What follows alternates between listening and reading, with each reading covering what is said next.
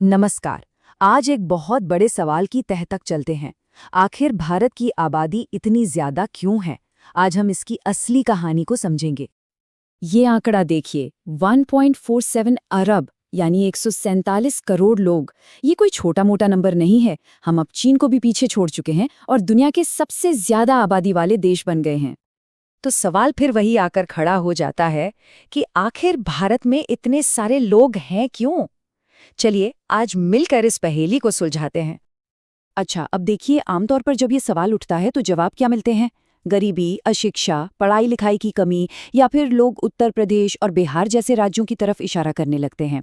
और हाँ, देखिए, इन बातों में कुछ हद तक सच्चाई है भी, लेकिन ये पूरी कहानी नहीं है। ये असली और सबसे गहरी वजह तो बिल्कुल नहीं है। असली जवाब वो हमारी सोच से कहीं ज्यादा पुराना और कहीं ज्यादा गहरा है।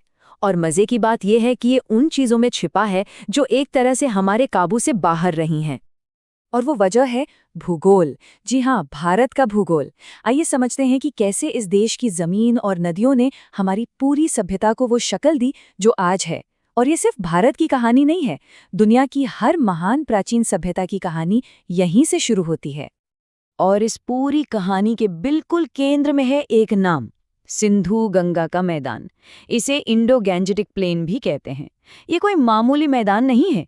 ये पाकिस्तान से लेकर बांग्लादेश तक फैला दुनिया का सबसे बड़ा, सबसे उपजाऊ जलोढ़ मैदान है। और जब हम बड़ा कहते हैं तो इसका पैमाना सच में हैरान करने वाला है। ये मैदान करीब 7 लाख वर्ग किलोमीटर में फैला है। जरा सोचिए, ये उत्तरी चीन के मैदान से लगभग 2 गुना है और मिस्र की मशहूर नील घाटी तो इसके सामने बहुत छोटी लगती है। तो सवाल उठता है कि भारत को इतना बड़ा भौगोलिक वरदान मिला कैसे? इसका जवाब हमारे उत्तर में खड़ा है, हिमालय। हिमालय ने भारत को एक नहीं, 2 नहीं, बल्कि एक तिहरा लाभ दिया है। चलिए इसे एक एक करके समझते हैं। पहला फायदा, उपजाऊ जमीन। हिमालय से निकलने वाली नदियों ने लाखों करोड़ों सालों तक बहकर इस पूरे मैदान में नरम और बेहद उपजाऊ जलोढ़ मिट्टी बिछा दी। दूसरा फायदा, भरपूर पानी। हिमालय के ग्लेशियर, जिन्हें तीसरा ध्रुव भी कहा जाता है, वो सिंधु, गंगा और ब्रह्मपुत्र जैसी बड़ी बड़ी नदियों को साल भर पानी देते हैं। और तीसरा, सबसे जरूरी फायदा, शानदार मौसम। ये ऊंचे ऊंचे पहाड़ मध्य एशिया से आने वाली बर्फीली हवाओं को रोक लेते हैं और मानसूनी बादलों को कहीं और जाने नहीं देते, जिससे सानी बारिश भारत पर ही होती है। और मजे की बात यह है कि ये कोई आज की खोज नहीं है। सोचिए, आज से लगभग 2300 साल पहले एक ग्रीक राजदूत थे, मेगिस्थनीज। उन्होंने अपनी किताब में क्या लिखा कि भारत में साल में 2-2 फसलें होती हैं और यहाँ के लोगों ने कभी अकाल देखा ही नहीं। अब सीधा सा हिसाब है, जिस जमीन पर ज्यादा फसल उगेगी वो ज्यादा लोगों का पेट भी भर सकती है।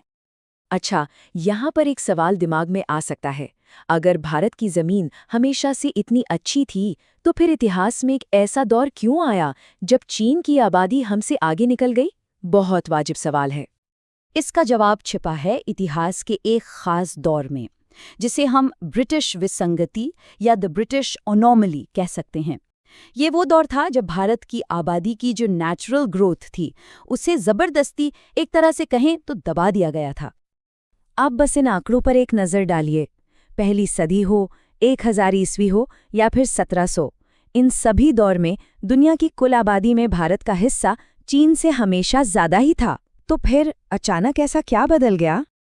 ये बदलाव आया ब्रिटिश राज के साथ। देखिए, 1770 से लेकर 1947 के बीच, यानी करीब करीब 200 सालों में भारत ने 1-2 नहीं बल्कि 25 बड़े अकाल झेले। और इन अकालों की जो कीमत भारत ने चुकाई वो बहुत बहुत बड़ी थी।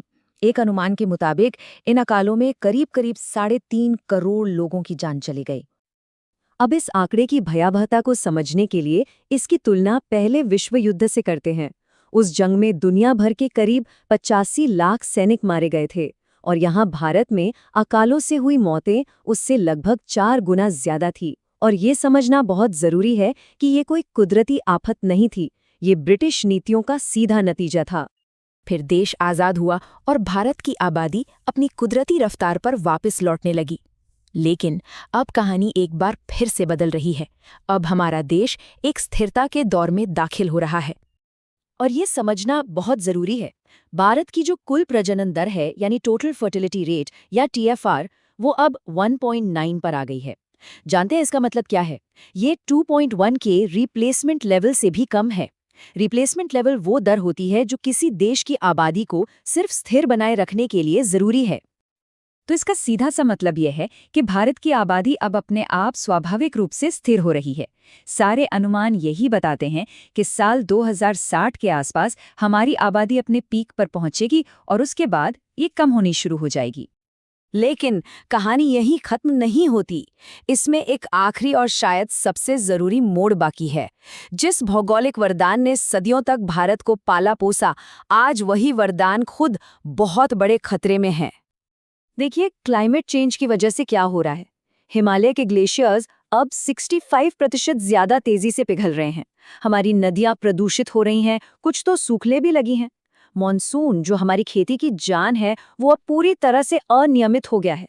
कभी सूखा, कभी बाढ़, और जमीन के नीचे का पानी यानी भूजल, वो तो खतरनाक रफ्तार से खत्म होता जा रहा है। तो ये सब हमें एक बहुत बड़े और शायद कुछ हद तक डराने वाले सवाल पर लाकर खड़ा कर देता है। भारत का भूगोल, जो हजारों सालों से हमारा सबसे बड़ा वरदान रहा है, क्या वो आने वाले भविष्य में हमारा सबसे बड़ा अभिशाप बन सकता है?